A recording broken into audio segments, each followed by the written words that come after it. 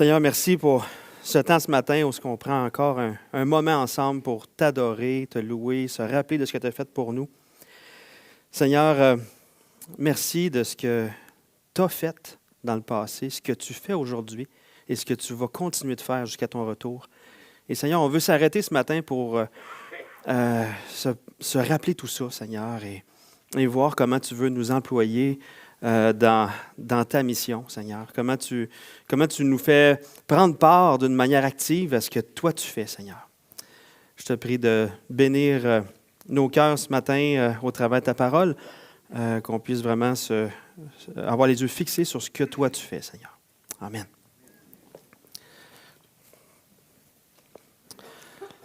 Bonne année! J'espère que vous avez passé un beau temps des fêtes.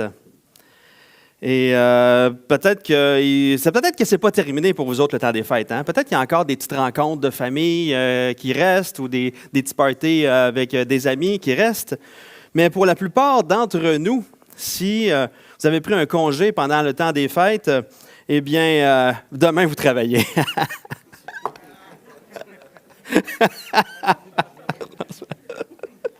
Et là, oh non, c'est au courant de la semaine, l'école recommence. Oh non. Et là, pour plusieurs d'entre vous, soit vous avez déjà défait votre sapin de Noël, ou soit vous allez le défaire. Souvent, on va partir, on est dans un petit temps de déprime. Hein? Oh, c'est pas drôle, hein? Ça fait 1 mois et demi, 2 mois qu'on parle de Noël, puis hey, c'est Noël tous les jours. Mais savez-vous quoi? Ça continue d'être Noël tous les jours. Et ça commence mal le matin. Hein? Hey, merci, Ovid. Donc, le temps des fêtes, c'est pour plusieurs, c'est un moment qu'on attendait avec impatience pour prendre du repos. Pour ceux qui sont au cégep, c'est une plus longue période de repos. Et vous avez eu, ceux du cégep, vous avez eu la mi-session quand même, comme la semaine de relâche de mi-session. Pour les jeunes, il y a eu quelques petits fins de semaine plus longues, des vendredis de congé, des lundis de congé. Mais pour plusieurs d'entre nous, les derniers congés qu'on a eus, c'était les vacances de l'été. Hein? Et là, pour plusieurs, je ne sais pas si vous recevez, c'est ainsi des courriels d'agents de voyage et tout ça. Mais beaucoup de monde en ce moment planifie leurs vacances d'été. Tu sais, on vient de finir les vacances d'hiver, de Noël, et là, on est une petite déprime, on pense aux vacances. Oh, c'est quand les prochaines vacances? Pour ceux au cégep, c'est la mi-session. Pour ceux à l'école secondaire, c'est la semaine de relâche ou la semaine de lâche qu'on appelle aussi. Il y a aussi les vacances de Pâques, tu sais, 3-4 jours à Pâques.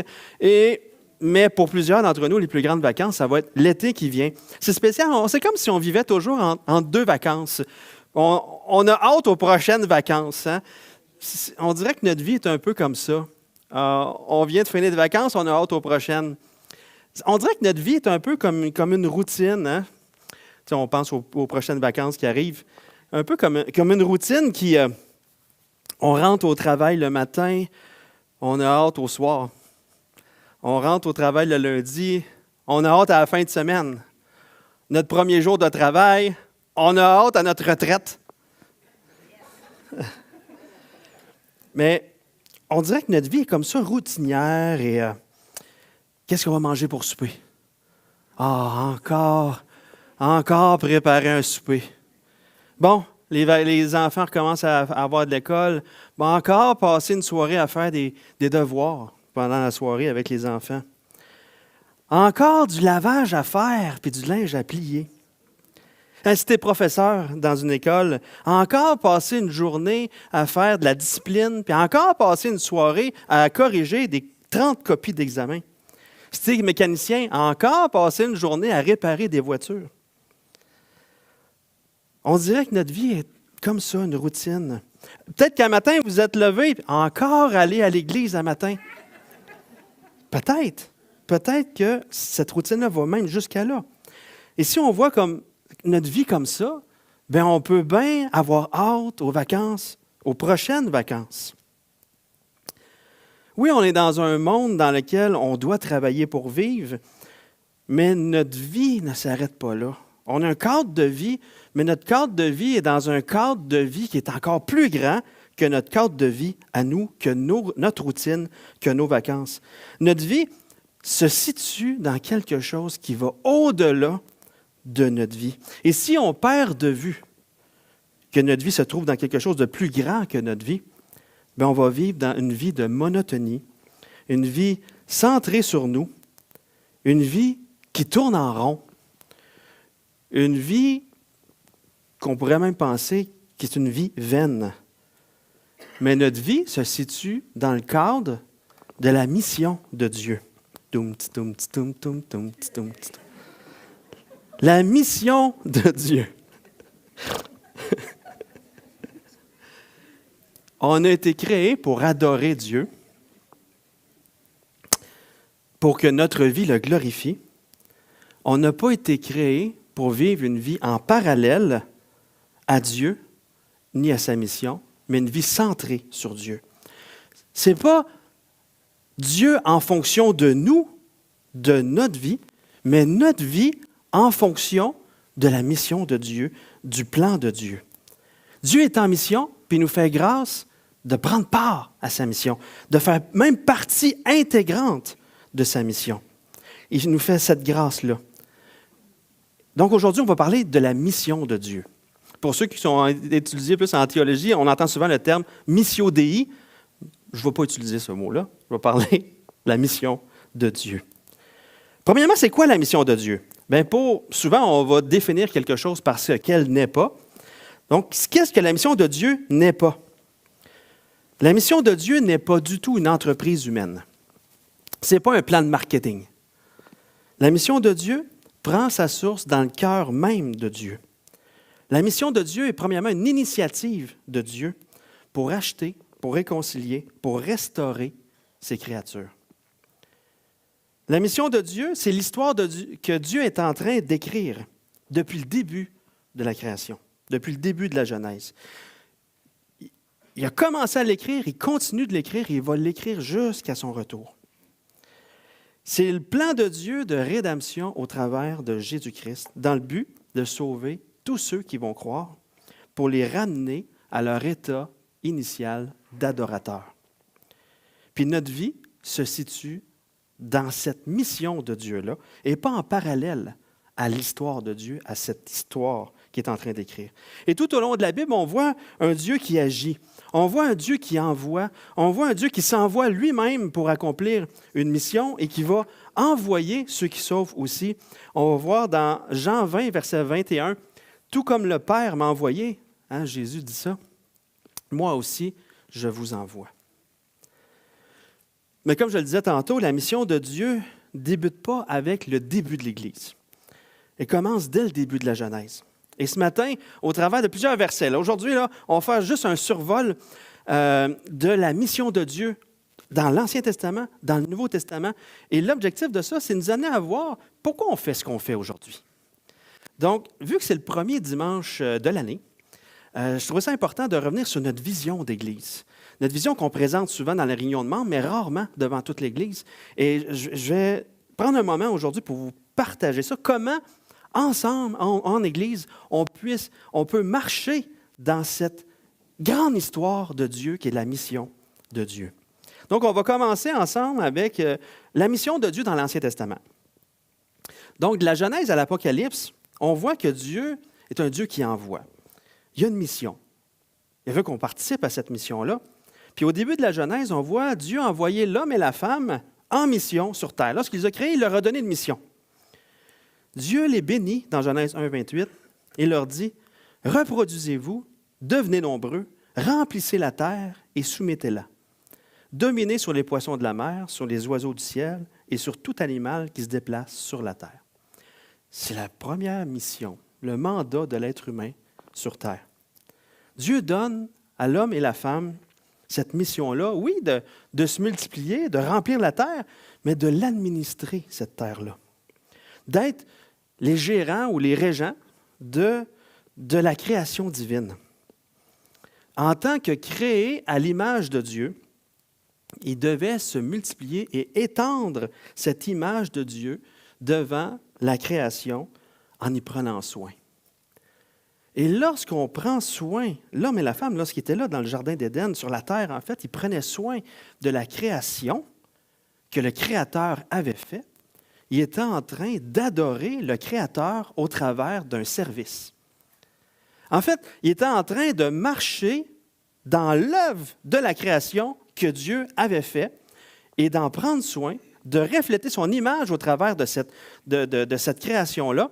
Et en même temps, en marchant dans cette œuvre-là que Dieu avait créée, bien, ils pouvaient s'émerveiller devant la beauté et la grandeur de Dieu qu'on voit au travers de la création. Donc, non seulement le service de jouer cette mission-là envers la création, d'être les porteurs de l'image de Dieu devant la création, était un acte d'adoration, mais en plus, en le faisant, ils devaient certainement être encore plus en admiration et en adoration devant Dieu, devant la grandeur de sa création. Donc, c'est une adoration qui amène encore plus à adorer. C'est une roue qui tourne, qui amène l'être humain à s'épanouir complètement dans son rôle d'adorateur. Première mission. La mission que Dieu avait confiée à l'être humain au départ. Mais lorsqu'est arrivé le péché dans le monde, l'être humain a continué d'être porteur de l'image de Dieu, mais d'une manière distorsionnée. Et au lieu, puis en plus, en péchant, la création a été maudite aussi, donc ça a scrappé la création. Puis l'être humain, son lien avec la création a changé. Au lieu d'être au service de la création pour l'amener à s'épanouir puis à glorifier encore plus Dieu, bien, il a pris la création puis ça en est servi pour lui-même et ça a donné aujourd'hui tout ce qu'on voit en lien avec la pollution puis toutes ces choses-là. Donc, même la mission a été distorsionnée. Donc, le péché est venu briser complètement notre manière de refléter l'image de Dieu et on a perdu aussi cette relation-là avec Dieu. Et c'est à ce moment-là que Dieu a pris en main complètement la mission de rétablir ce qui a été brisé par le péché. Pourquoi il a pris ça en main? Parce que c'était impossible pour nous de le faire par nous-mêmes. Et c'est pour ça qu'on parle aujourd'hui de la mission de Dieu et non notre mission à nous. Ce n'est pas une initiative qui vient de nous. Et tout le long de l'Ancien Testament, on voit Dieu préparer l'arrivée de la descendance. Tout au long de l'Ancien Testament, on entend parler de descendance. Et tout de suite après l'arrivée du péché dans le monde, Dieu apporte cette idée-là de la descendance dans Genèse 3,15. Lorsqu'il parle au serpent, il va dire « Je mettrai l'hostilité entre toi et la femme, entre ta descendance et sa descendance. Celle-ci t'écrasera la tête et tu lui blesseras le talon. » Donc, c'est une prophétie qui est là, mais en même temps une promesse pour l'être humain. Il y a une descendance qui va tout rétablir.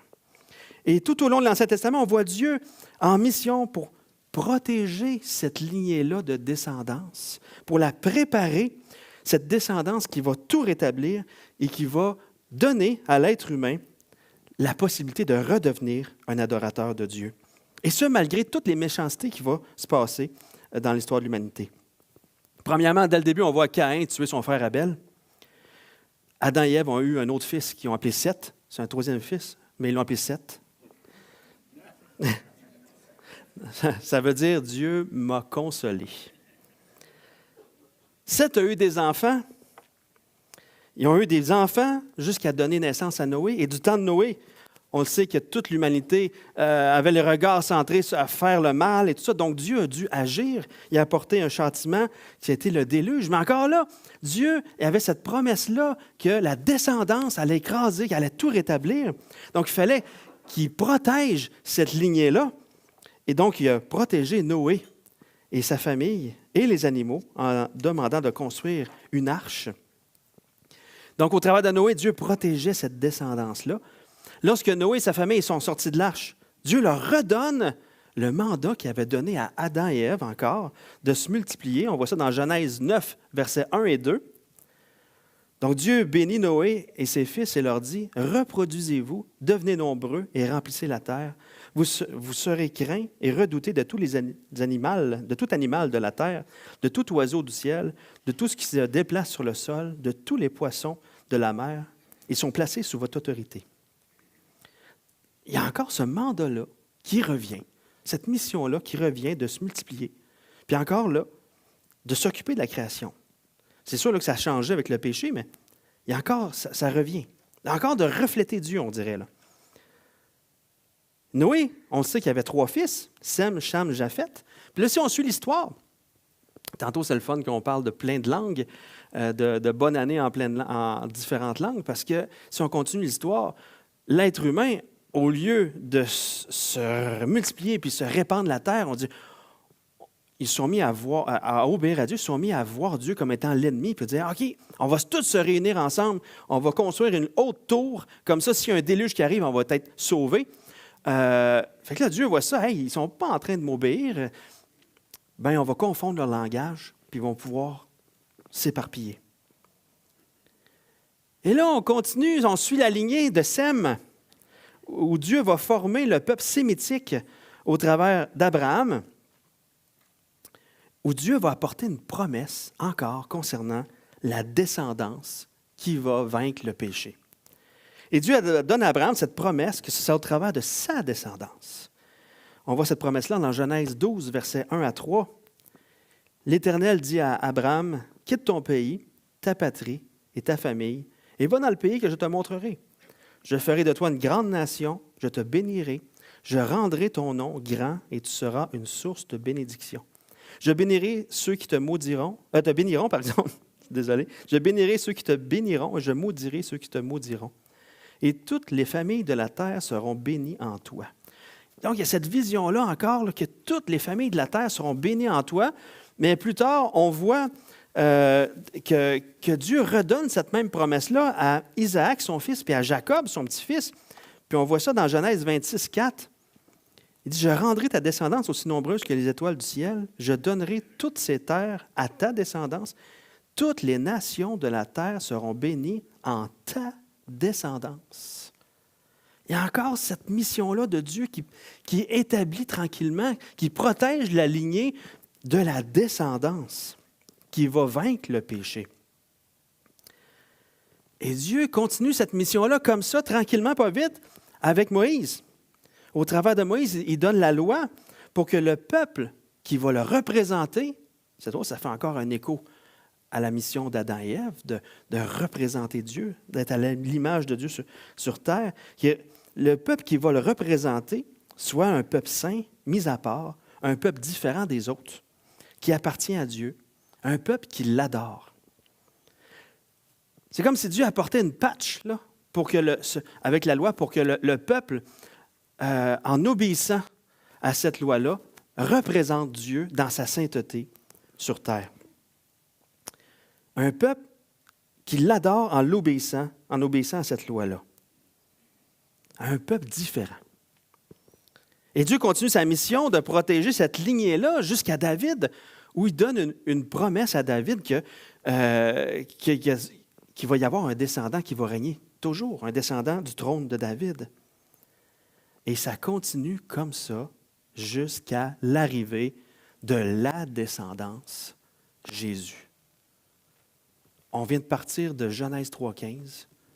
Dieu avait en tête la descendance qui est Jésus. Et l'apôtre Paul le fait une belle démonstration dans Galates, que c'est Jésus, la descendance, au travers duquel toutes les nations de la terre vont être bénies. Jésus, c'est l'accomplissement de la promesse. La descendance qui va vaincre le péché et la mort, c'est Jésus. Jésus, c'est l'accomplissement de la promesse faite à Abraham, que toutes les nations seront bénies en sa descendance. Dieu est en mission et sa mission s'accomplit.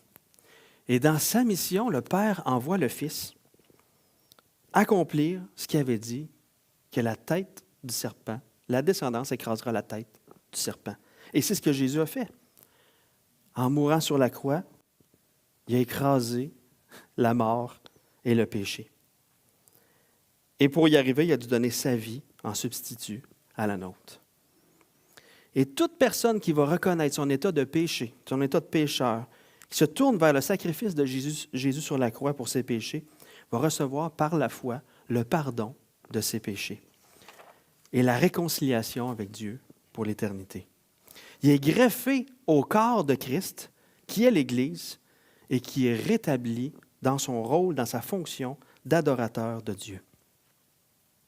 Donc Dieu est en mission tout au long de l'Ancien Testament pour préparer l'arrivée de la descendance qui est Jésus. Mais la mission ne s'arrête pas là. La mission continue.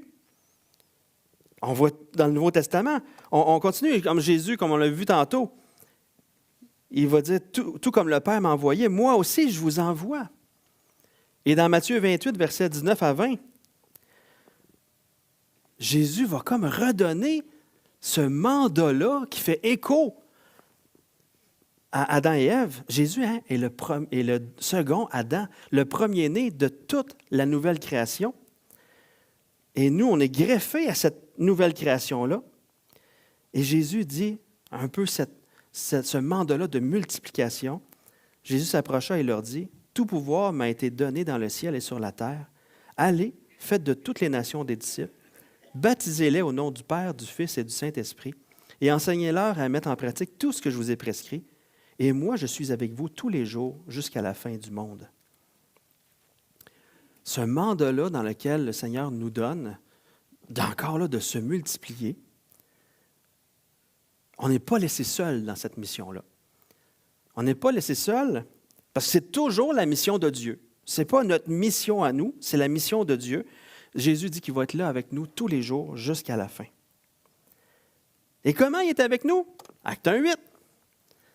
Vous recevrez une puissance lorsque le Saint-Esprit viendra sur vous et vous serez mes témoins à Jérusalem, dans toute la Judée, dans la Samarie, jusqu'aux extrémités de la terre. Il y a la continuité de cette promesse-là que toutes les nations seront bénies en ta postérité, en Jésus-Christ. Et nous, on est là pour présenter Jésus-Christ. Et le Saint-Esprit qui vit en nous nous amène à être ces porteurs-là de l'image de Dieu régénérée en Jésus-Christ. Et par la suite, on voit dans le livre des Actes, qu'est-ce qui se passe? On voit le Saint-Esprit en action tout le long du livre des Actes. Nous, on appelle le livre des Actes des apôtres, mais on pourrait facilement dire le livre des Actes du Saint-Esprit. Parce qu'on voit le Saint-Esprit agir tout au long du livre des Actes, qui ouvre une porte, qui ferme une porte, qui prend Philippe, qui lui dit « Va voir l'eunuque qui est là. » il présente l'Évangile à l'Éthiopien, l'eunuque, il se fait baptiser. Là, le Saint-Esprit fou, le fait disparaître, l'envoie ailleurs. On voit le Saint-Esprit diriger l'apôtre Paul juste pour qu'il puisse se rendre jusqu'en Macédoine. On voit le Saint-Esprit agir. Tout ça pour amener l'Évangile à toutes les nations. Et lorsqu'il nous sauve, il nous joint à son histoire, à sa mission. On devient une nouvelle créature. Dans Éphésiens 2:10, on voit, en réalité, c'est lui qui nous a fait. Nous avons été créés en Jésus-Christ, donc on fait partie maintenant de cette nouvelle création-là, pour des œuvres bonnes que Dieu a préparées d'avance afin que nous les pratiquions.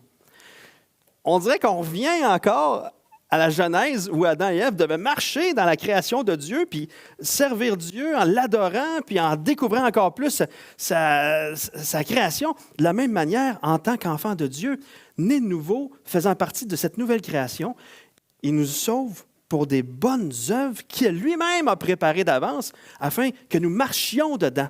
Et dans ces bonnes œuvres-là, en marchant dans ces œuvres-là, on est en train d'adorer notre Dieu. Puis là, on voit encore plus qu'est-ce qu'il est en train de faire autour de nous. Puis notre adoration grandit, notre joie grandit encore plus. Dieu est en mission autour de nous. Et ces bonnes œuvres qu'il a préparées d'avance est reliée au ministère de la réconciliation. 2 Corinthiens 5:20. Il dit, nous sommes donc des ambassadeurs pour Christ. On se souvient, porteurs de l'image de Dieu. C'est ce qu'on est maintenant, on est porteurs de l'image de Dieu en Jésus-Christ. Comme si Dieu adressait par nous son appel, nous supplions au nom de Christ, soyez réconciliés avec Dieu. Le mandat de la nouvelle création en Jésus-Christ, celui de se multiplier, d'amener tous les habitants de la terre à se joindre par Jésus-Christ à l'Église pour que tout le monde redevienne un adorateur. Et cette mission-là, un jour, va prendre fin. Puis elle va avoir réussi. Apocalypse 7, 9 et 10. On a commencé avec la Genèse, on finit avec l'Apocalypse. Après cela, je regardais et je vis une foule immense que personne ne pouvait compter. C'étaient des hommes de toute nation, de toute tribu, de tout peuple, de toute langue. On était un échantillon aujourd'hui. Ils se tenaient debout devant le trône et devant l'agneau, habillés de robes blanches, des feuilles de palmier à la main. Ils criaient d'une voix forte, « Le salut est à notre Dieu qui est assis sur le trône et à l'agneau. » On voit la mission de Dieu, de Genèse à l'Apocalypse. On est dans cette mission-là. Notre histoire s'insère dans l'histoire de la mission de Dieu. Juste une petite parenthèse, on parle de vacances, on a hâte aux prochaines vacances, mais regardez, les chrétiens dans le ciel, là, ils ont des feuilles de palmier à la main.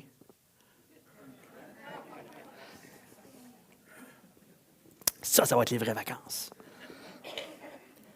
Mais en train d'adorer Dieu. Le salut est à notre Dieu qui est assis sur le trône et à l'agneau. Notre histoire s'insère dans son histoire.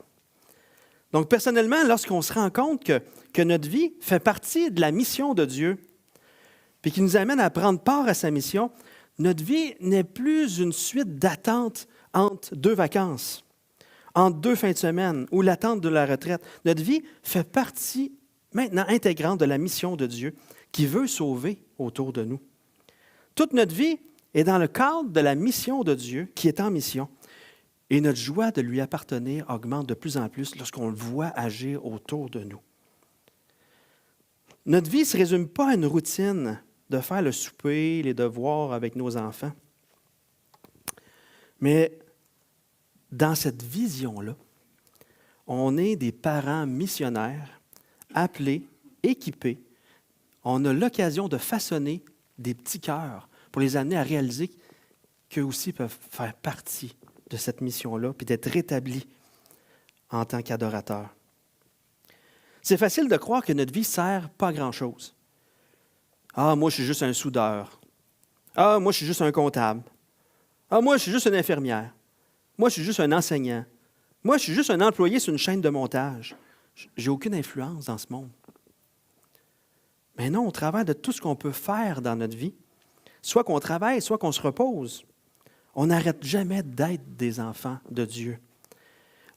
Il n'y a pas une coupure dans notre vie. C'est pas Dieu fait partie de ma vie comme accessoire. Non, je suis dans la mission de Dieu.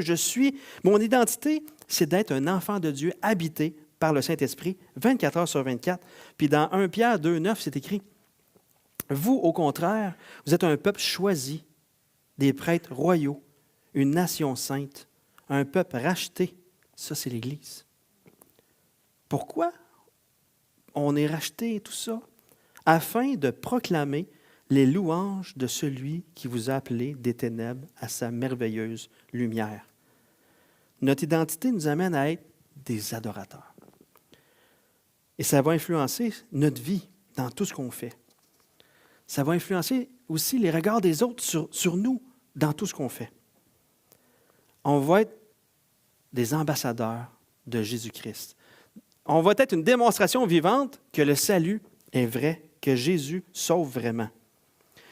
Notre Dieu est en mission. Et c'est ce qui se passait, on voit dans Acte 2, versets 42 à 47, on voit l'Église qui est là, qui persévère dans l'enseignement des apôtres, dans la parole de Dieu, qui prennent soin les uns les autres, qui prennent leur repas ensemble en communauté, soit dans le temple ou soit dans les maisons. Et c'est écrit, « Ils trouvent grâce auprès de tout le peuple. » Et l'Éternel ajoute à chaque jour à l'Église ceux qui sont sauvés. C'est juste la vie normale d'un enfant de Dieu qui amène les gens à faire « Oh, il y a quelque chose de spécial dans sa vie, je veux ça. » Dieu est en mission. Il nous réunit ensemble ici le dimanche matin, pas comme une routine. Bon, c'est le dimanche matin, on va se lever, on va aller à l'église. Pas pour jouer à l'église le dimanche matin, mais pour être l'Église, pour marcher ensemble dans la mission de Dieu. Et pour ce premier dimanche de l'année, je voulais juste nous ramener un petit peu dans cette vision-là que le Seigneur nous a donnée. La vision, en fait, c'est comment ensemble on marche dans la mission de Dieu. Et ça part de deux versets que Dieu nous a donnés d'une manière spéciale. Deux versets, Colossiens 2, 6 et 7. Notre énoncé de vision, notre vie de mission en Église basée sur ces deux versets-là. Ainsi donc, comme vous avez reçu le Seigneur Jésus-Christ, marchez en lui, étant enracinés et fondés en lui et affermis par la foi, d'après les instructions qui vous ont été données et abondez en actions de grâce. Vu que c'est la mission de Dieu, puis que notre vie est dans sa mission à lui, pour pouvoir marcher dans sa mission, on doit être enraciné et fondé en lui, affermi par la foi dans sa parole à lui, trouver notre joie en lui. Donc, notre marche n'est pas indépendante à Jésus. Lorsqu'on naît physiquement, c'est comme si on court avec un flambeau éteint. Lorsqu'on rencontre Jésus, il allume notre flambeau et nous fait prendre part à sa vie, à sa mission, mais il ne nous laisse pas courir tout seul. Parce que si on courait tout seul, notre flambeau s'éteindrait tranquillement. Qu'est-ce qu'il fait? Il court avec nous autres et il maintient notre flambeau allumé.